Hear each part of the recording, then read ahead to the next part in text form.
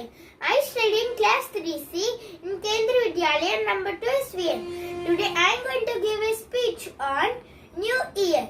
So let's start the speech. New Year is celebrated on 1st January every year.